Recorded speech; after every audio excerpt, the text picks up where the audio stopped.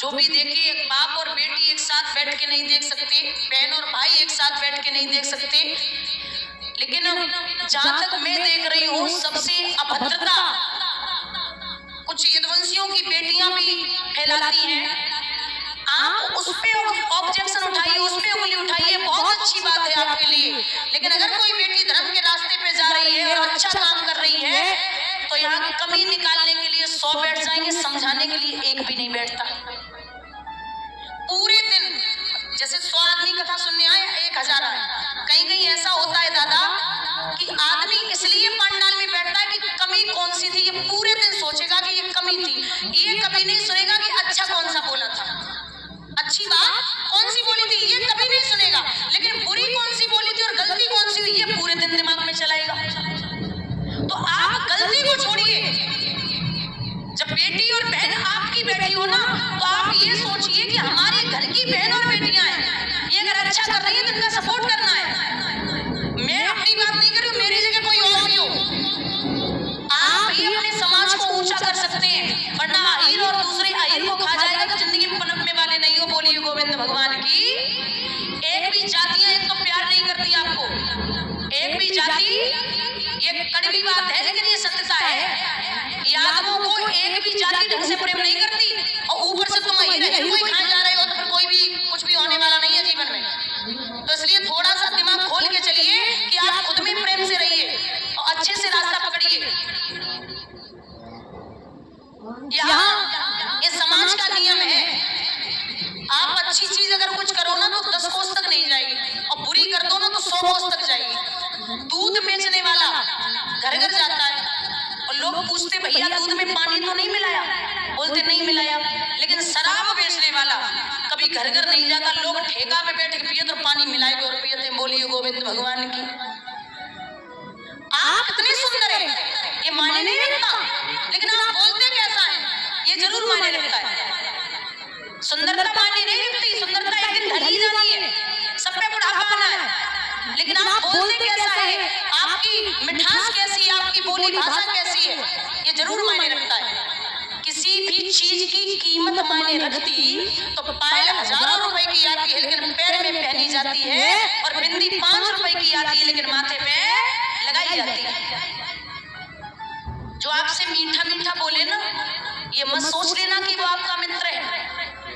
मीठा बोलने वाले अक्सर आपने देखे होंगे, मिठाई में अक्सर कीड़े पड़ जाते हैं, नमक में कभी कीड़े नहीं पड़े।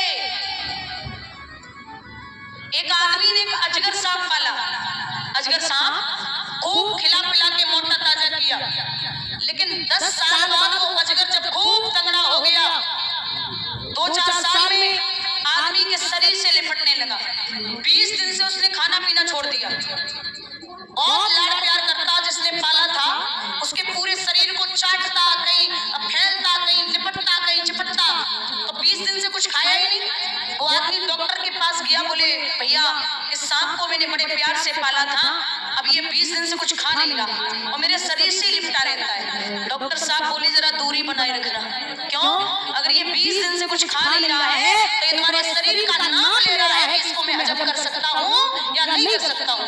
ऐसे ही यहाँ कलयुग में व्यक्तियों की हालत है, अगर आपसे कोई बहुत ज्यादा लिपट रहा है, बहुत ज्यादा मीठा बोल रहा है, तो वो आपका कभी न कभी कुछ बिगाड़ने वाला जरूर है। बोलिए गोविंद भगवान की। आपकी गलती पे जो टोके, आपकी गलती पे जो रोके, आपको अच्छे रास्ते पे चलाए, मित्र असली वही होता है जो आपकी गलती आपके मुख पे बोल दी, और गलत करने के बाद भी आपका अगर सपोर्ट कर रहा है तो आपका कभी मित्र हो ही नहीं सकता। मित्रता हम उसे कहते हैं जो आपको गलत रास्ते पे न जाने दे। महाराज अपनी बड़ी प्यारी है, लिखते हैं विद्वान, जब पति अधर्म को जाए तो पत्नी उसे बचाए। भैया, और जब पत्नी लाज लुटाए उसे कौन बचाए,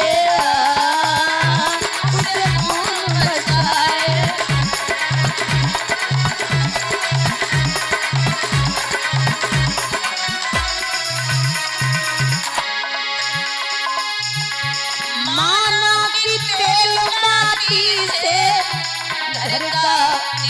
करते हैं रोशन।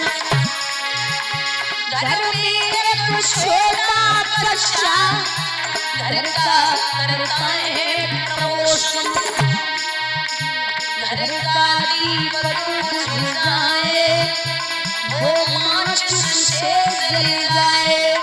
भैया अगर कुल का दिया बुझ जाए उसे कौन जलाए।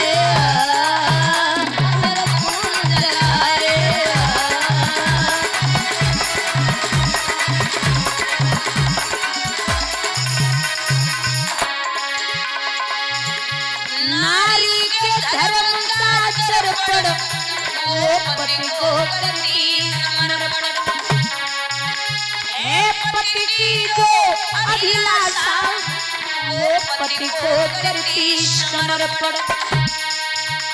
कपड़े में दाग लगाए वो सावन से छूट जाए। भैया कर कुल में दाग लग जाए उसे कौन छुड़ाए। उसे कौन छुड़ाए।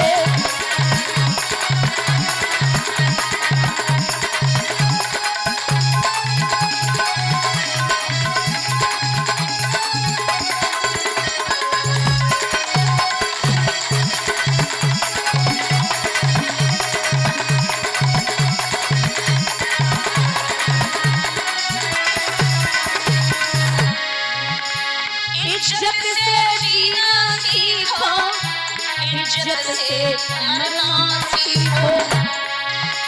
भारत के प्यारे वीरों भारत पे मरना सीखो। जो ठोकर से गिर जाए उसे कोई न कोई उठाए। भैया जो नजरों से गिर जाए उसे कौन उठाए। कौन उठाए।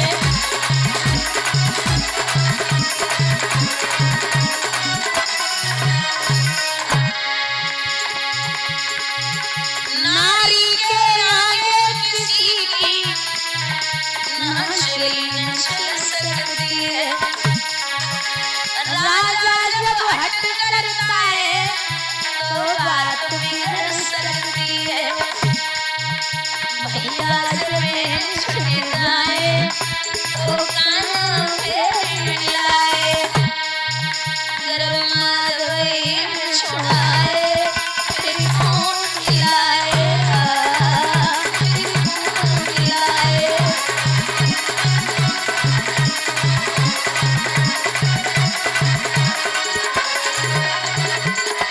घर में दो नारी हो उसमें दो नाली बहती हैं। दोनों दो तरफ निकलती हैं घर में न एक भी रहती है। सौत चून की बुरी जहर की छुरी मान ले प्यारी और तो याद दे निकार करे तेरी। तू ना जाने सौत के फंद बड़ी बुरी होवे मान जा। रानी ने कहा मैं सब सेवा कर लूंगी आप बस विवाह कर लो। रानी की इस बात पर हुए न पति मजबूर। सुरुचि सुंदरी से हुआ इनका विवाह मंजूर। पहली जो पत्नी है ना जिसका नाम है सुनीति और जो दूसरी आई है उसका नाम है सुरुचि। सुरुचि का मतलब होता है जो स्वयं में रुचि रखती हो दुनिया से कोई मतलब न हो। सुरुचि आई डोले में बैठी बड़ी रानी ने दासी को भेजा जा सम्मान में लेके आ। आरती उतारी दासी पहुंची। चलिए बहन आपको आपकी बड़ी बहन ने बुलाया। कौन बड़ी बहन? आपके राजा की जो पहले वाली रानी है। विवाह हो गया? बोले जी हो गया। महाराज को बुलाओ। वो कौन है? बुलाया गया।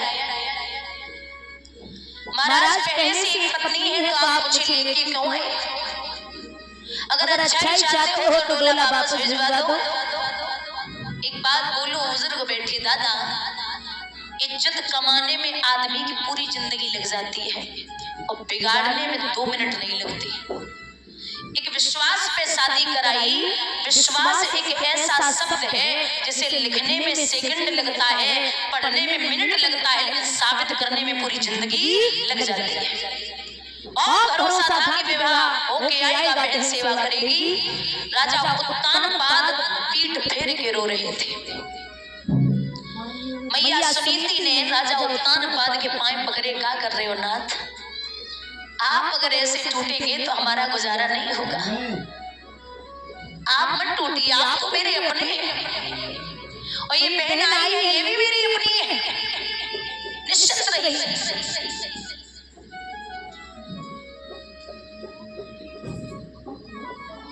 हाथ जोड़े, चल बहना अंदर प्रवेश करते।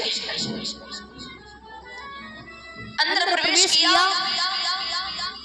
एक ही शर्त पे करो कि एक शेर जो 20 करके नमक करके खाएगी, हाथ में बांस चढ़ी और गा उड़ाएगी। शर्त मंजूर है।